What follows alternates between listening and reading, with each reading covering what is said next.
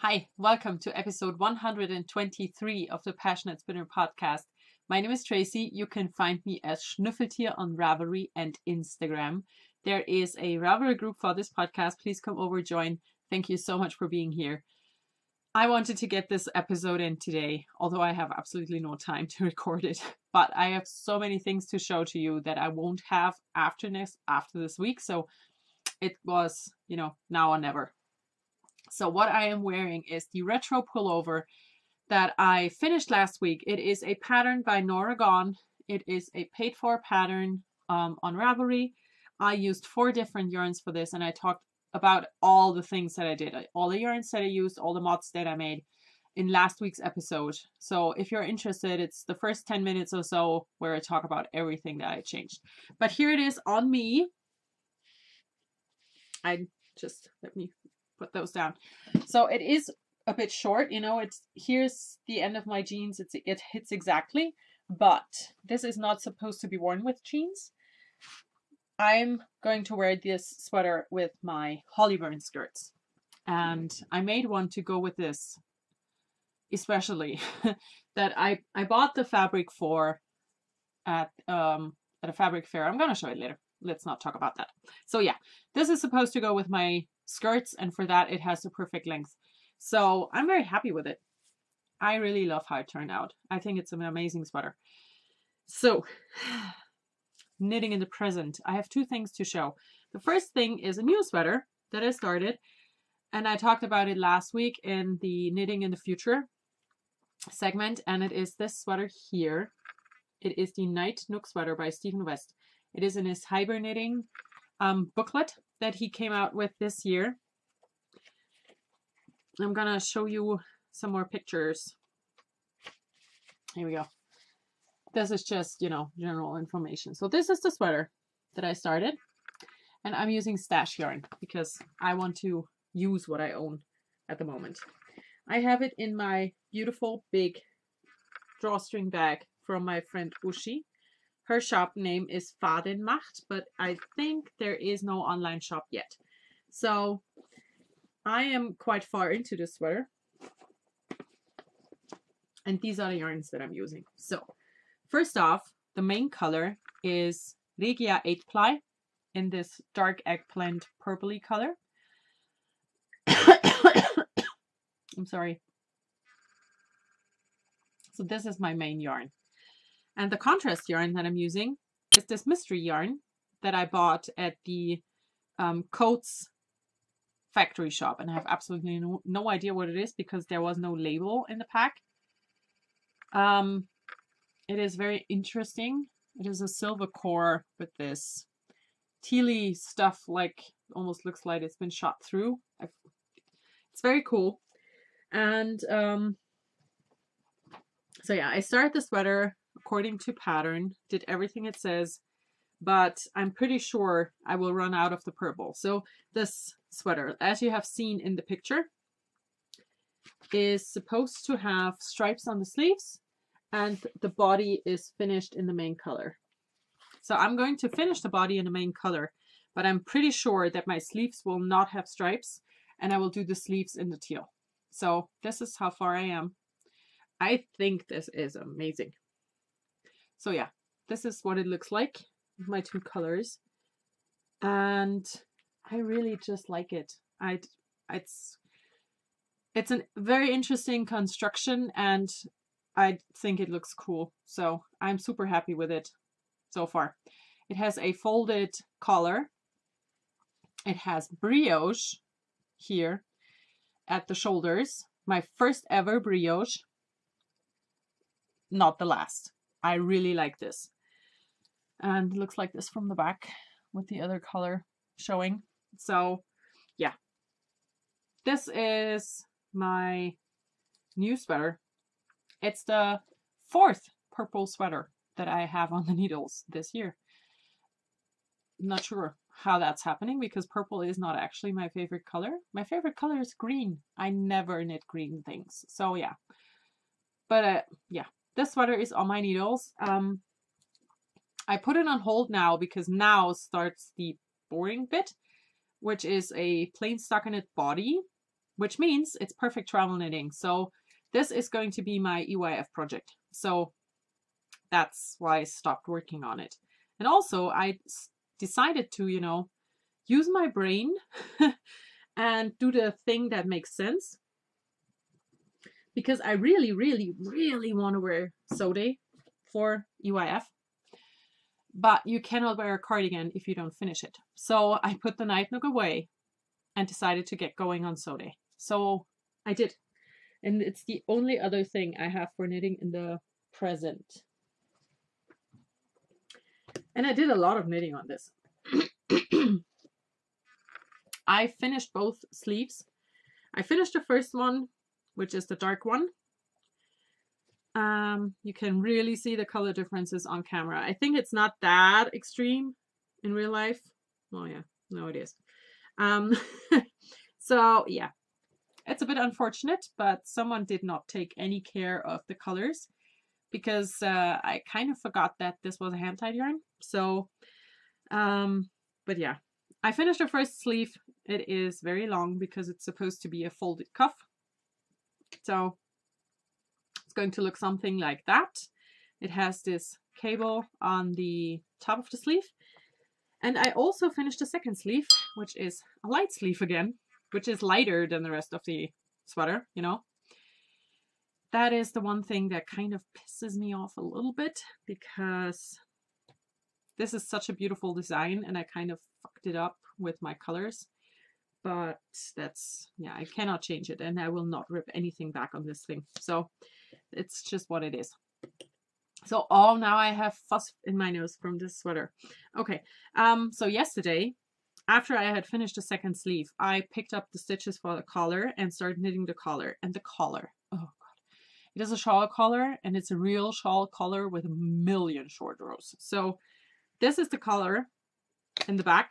So when it folds, it looks like, oh, maybe it's easier to show you the right side of the thing. So it looks like this, you know? So yeah, I hate short rows. So this is what the collar will look like in the end. And the rest of the cardigan only has like 4 rows of collar so far. And back here I have like 100. So yeah, I did all of the short row shaping yesterday. And now I only have to knit until this ribbing here measures 4 inches, which is basically up to here.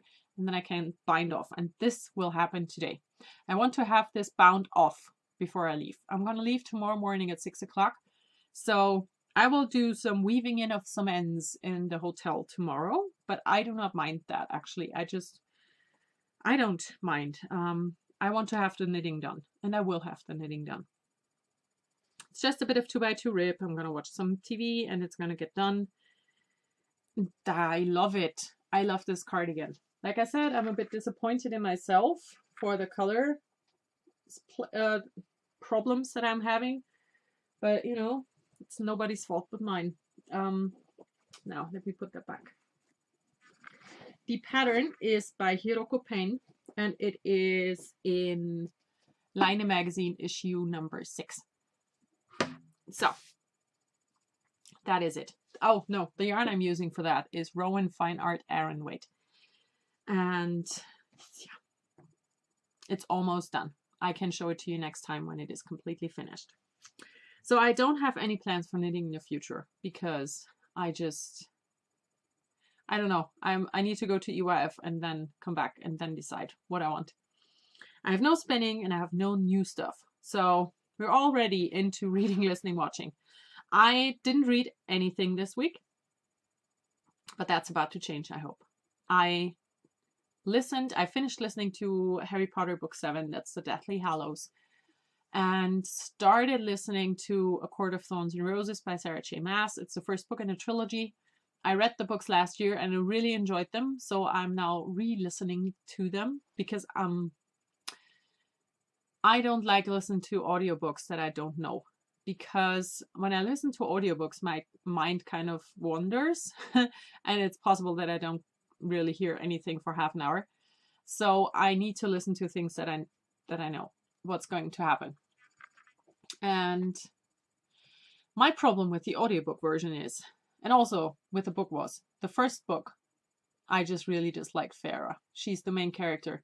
And in the audiobook, the narrator, she gives her such a whiny tone. It's just, ugh. But I know I will love books 2 and 3, and also the second half of book 1, because, you know, the best character will show up. So I have to suffer through a few hours of the first half of the first book, which I did not enjoy reading at all. But after that, I loved it. So now I'm listening to it, and when I'm done with that, I will find something else. And now for watching, I watched half of Outlander season 1. So the thing is, I wanted to watch Outlander for a very long time, but years ago, I'm gonna say like when the first season came out, which was when 2015 maybe, maybe a year before that, my dad and me, we started reading the Outlander books together. And I stopped at a point in the first book, maybe 2/3 in, when Claire and Gaylis are faced with a mob. That's all I'm going to say, because if you have not read the books or watched the show and want to, you know, everything else will be a spoiler. So yeah, I stopped at that point because I was so afraid about what's going to happen. And I mean, my logical mind kicked in and told me that it's quite impossible that Claire is going to get harmed, really, because she's the main character in 8 books. So, you know, it can't be too bad. But yeah, it doesn't matter. I stopped. And then I kind of read other things and totally forgot about it. And my dad started watching the show when it came out on TV. And he read the books, I think, up to book 4 or 5. And then he passed away. And since then, I didn't really want to go back to the book because, you know, it was something that we did together. But this weekend, I was alone. My husband and son went to my mother-in-law, gave me a free weekend because it has been quite stressful in the last few weeks. So I was sitting in my room upstairs deciding what I want to do. And I thought, you know what? I'm going to watch Outlander, and I'm going to watch to the point where I stopped reading in the book, which is actually exactly at the end of an episode. So that's kind of perfect. So I watched 10 episodes of Outlander and decided, you know, I really want to know what's going to happen. But I also don't really just want to watch the show. I want to read the book first. So I'm going to go back to the books. But I also decided today that I'm going to start in the beginning. Because, you know, I read 2/3 of one book 5 years ago almost. So I think it's time for me to just start over and get back into the story by just starting in the front, you know, starting in the beginning. So yeah, I really hope I can have a bit of book talk next week about that book. So yeah, that's a very long story for saying that I virtually didn't read a word. Okay, now sewing. That's the biggest segment for this week. I did a lot of sewing. The first thing that I want to show is actually the last thing that I made, but there's a story to it. So I made another Hollyburn skirt. This is, I think, number 8, 7 or 8 that I've made, and it's amazing. I bought the fabric. This is a brushed cotton twill, so it is very nice and soft. I bought this at a fabric market, especially to make a Hollyburn skirt. I have made so many of these, I don't even look at the instructions anymore. I just put them together. And because I have made so many of these, I'm quite quick with it. You know, if I start in the beginning, cutting out, putting it together, it takes me maybe 2 hours. So yeah, I made my Hollyburn skirt. It's perfect. I used, like I always do, a bias binding tape thingy to do the hem, because I just like the look for it, for those skirts. I also inserted an invisible zip, and I'm really happy with how that one turned out, especially that that point here. That makes me very happy because I've never managed to make it that perfect. So yeah, I made the Hollyburn skirt to go with my sweater. So I'm going to stand up and show you what this is supposed to look like. So this is my outfit for EYF. I'm going to wear this on one of the 2 days that I'm going. So this fabric, also the leftover bits and pieces that I had, I managed to cut out the main bits of fabric for my EYF bags. So the first thing, I'll put you here. The last thing I made was the skirt because I already have a gray Hollyburn skirt out of needle cord. And I thought if time gets, you know, a bit too crunched up, I could wear the other skirt. So I put that on the back burner. But I made it yesterday. It's done. I'm going to wear it. So now to the bags. I showed you the woven fabric that I made, especially for my EYF bags last week. And I have a little bit of that fabric left over. This is what I used. So I knew that I wanted to use this for one side of my fabric. And I also wanted to use the leftover bits of this skirt because it's a very nice and very kind of stiff fabric that's good to embroider. Because I do have the Thistle embroidery file that I got last year for last year's EYF bags that I made. And I do have my trial here. So last year's bags were not these bags. It's about this here. This was my trial for the actual pattern. So this is the embroidery file that I used, and that's what it's supposed to look like. So that's the important bit. Then I decided I have Grello fabric paired with dark gray. So I also want the Grello Thistle. I don't want it to be green and purple. It just wouldn't fit. So the first thing that I did was I took an old pair of jeans from my husband, I cut off a leg, and I tried out just the embroidery. And I came up with this embroidery here. And I decided, you know what, it's okay, but it's not perfect yet.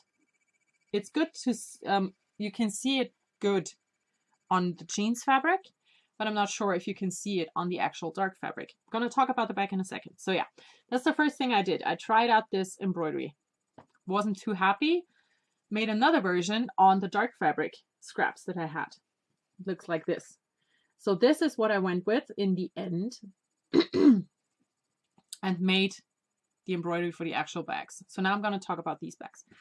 So I made those trial prototypes for the embroidery and I wanted to use them for something that makes sense. So I made these 2 bags for 2 friends of mine.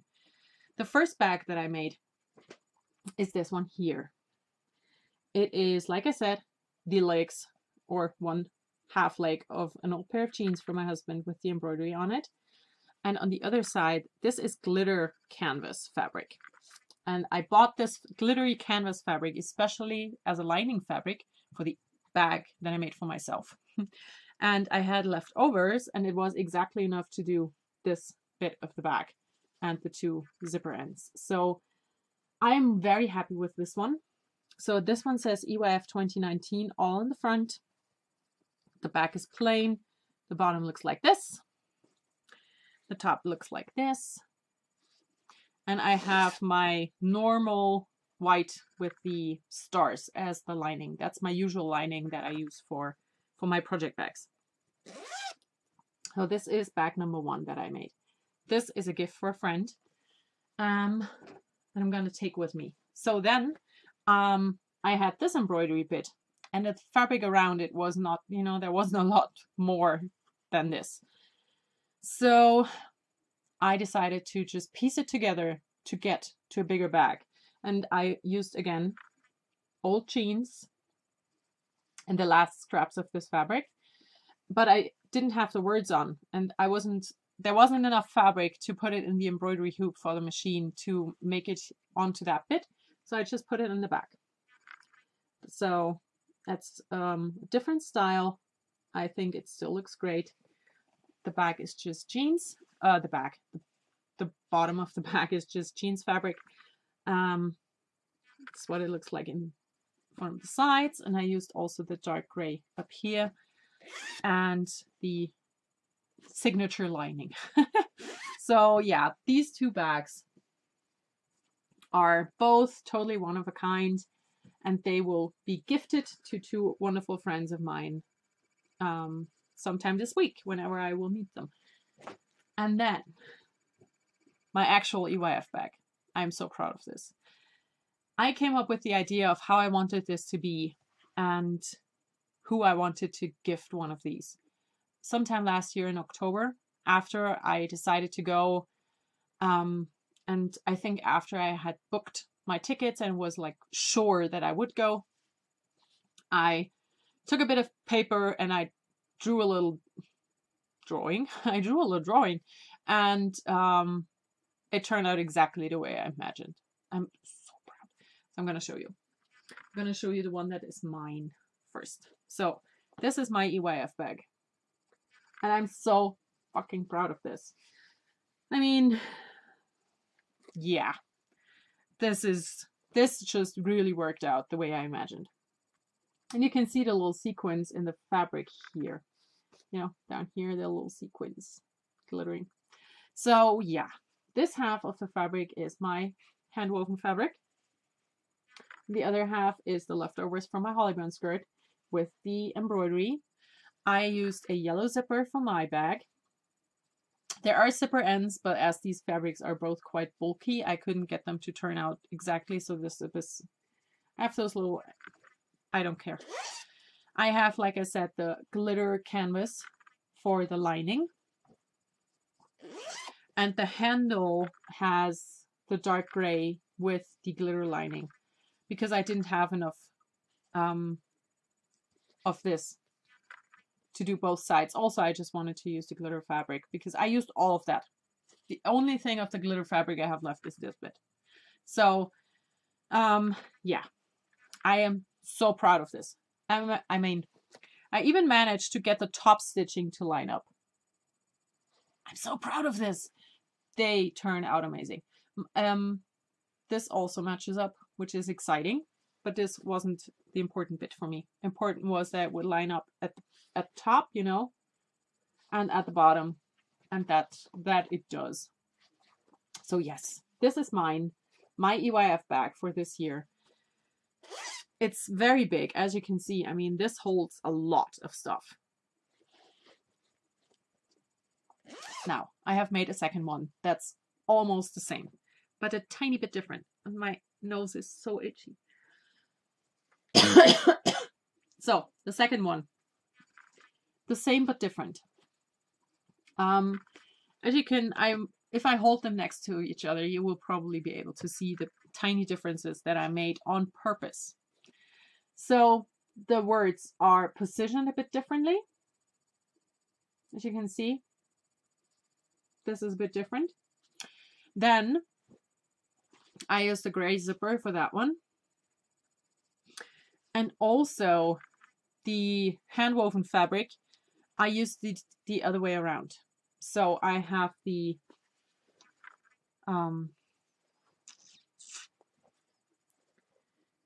I'm going to go with this color stripe here. This color stripe that I put to the middle of the bag on this bag is here on the edge of my bag.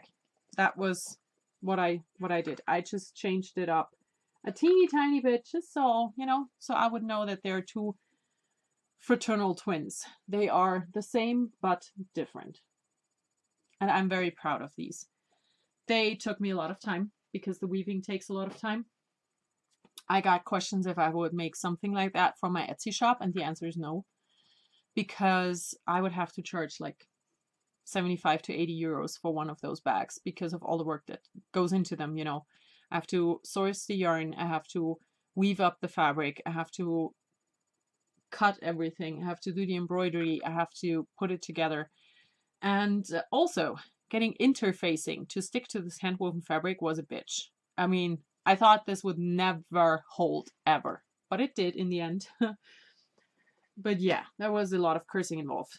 So yeah, no, I will not put these in my Etsy shop. I'm sorry. That's not going to happen because that is just not, no one's going to want to pay that much money for a project bag.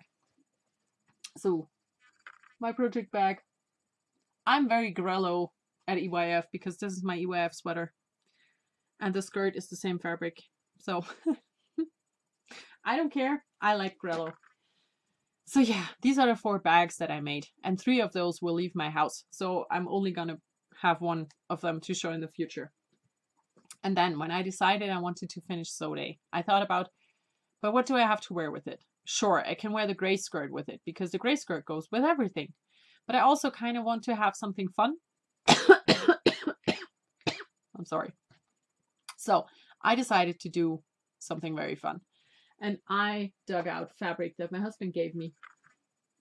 And it is this Monster Party fabric. Isn't that so cool?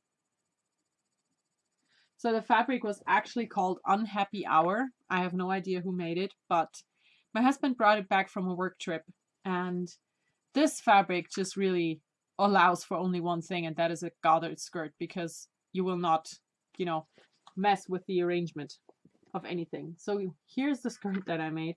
I made a gathered skirt without any pattern. The only thing that I had a pattern piece for was this waistband. And I used the pattern piece from the Hollyburn skirt because I know that that one fits me very well. I put in pockets on both sides because, you know, when you make something yourself, you better make it smart. Oh, there's a thread hanging on it. It does have a center back seam so that I can attach a zipper. I did not quite manage to get the pattern cut perfectly.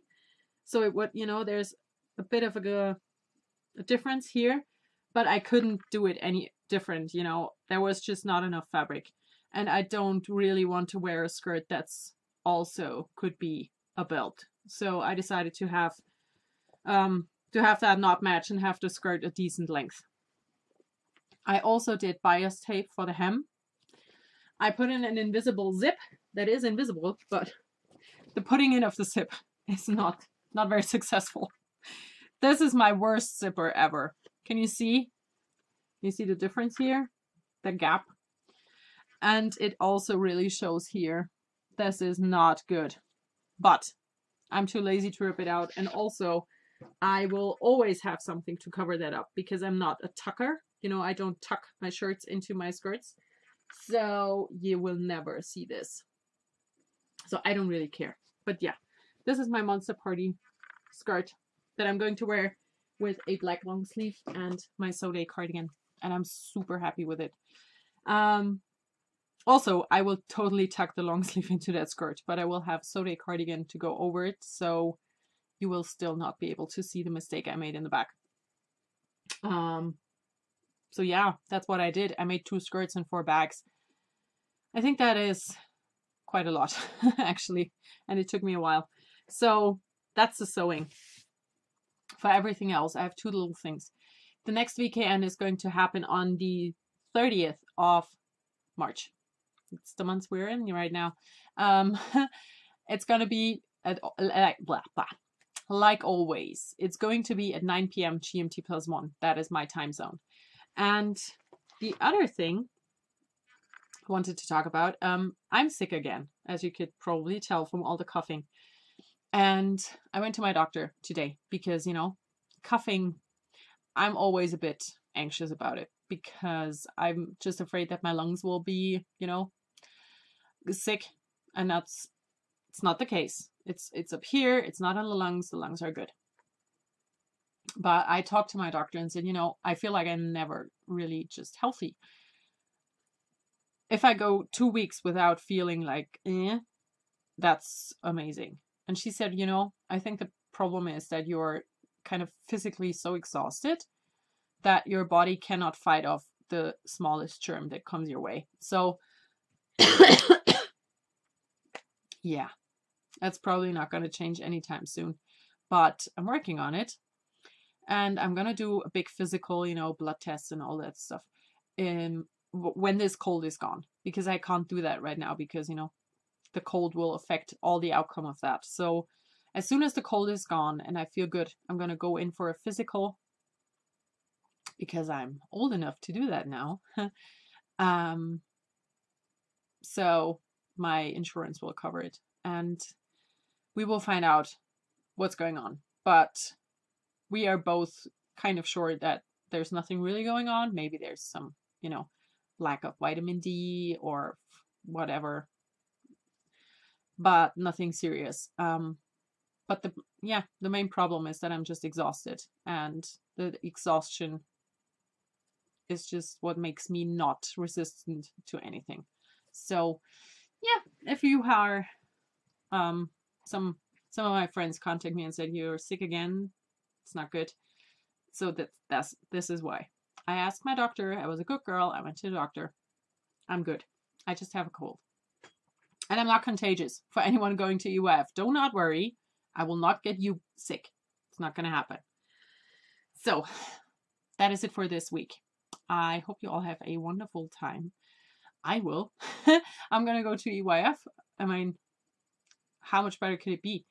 I'm going with my 2 boys, and I'm going to meet all my friends there. I'm so excited for it. I will not go to the podcaster lounge. So if you want to meet me, just, I hope we will run across each other or into each other at the actual event, but I will not go to the podcaster meetup because of my previous experiences that have been not the best. So I will not be there, but I will be at the event on Thursday and Friday. So, and also I'm going to go to the Big Midnight, thanks to Sandy, who has a ticket for me. So yeah, I'm going to be there as well. And I think that is it. I hope you all have a wonderful time. I'm now going to start packing my stuff, packing all the gifts and everything. And I will talk to you again after EYF, where I can show off all the things that I got. So enjoy everything you do. Bye.